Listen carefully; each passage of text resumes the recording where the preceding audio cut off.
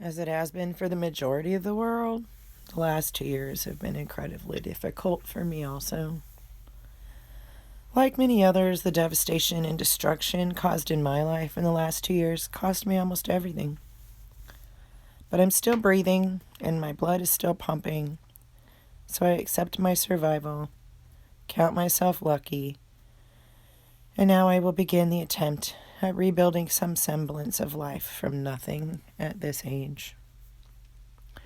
It's overwhelming. It may not even be possible in this post-apocalyptic world. But we have to earn our right to life here. We have to earn the basic human survival needs that support life. So I have to at least try.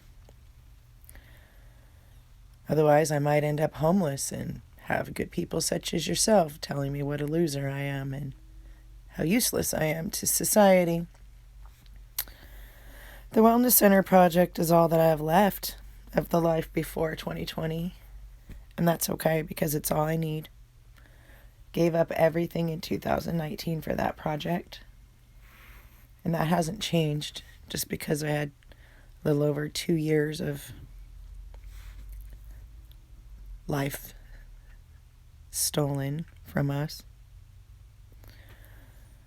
Through the words of anonymous strangers, I've come to recognize that my consciousness and my heart needs some work on this side of the apocalypse the world has just experienced.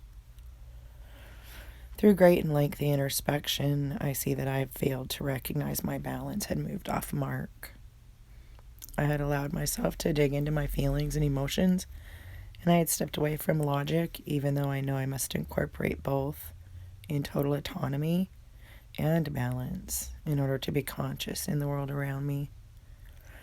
To all the anonymous strangers who posted comments calling out that I was being emotional or commenting from emotions or that it was an emotional statement, thank you. If I responded to your comment and you perceived that my response was also emotional and it was offensive to you, my sincerest apologies. My position on that which I was commenting has not changed, but I do recognize that preparedness, approach, and presentation are key in effective communications, and that I have slid off that mark through the challenges of the last couple of years. Thank you for providing me opportunities for introspection and self-correction in this area. I am truly grateful. As this time of healing and refinement commences, it's time to retreat, perhaps quit speaking, and focus on self for a while rather than others. So I thank you. Be well.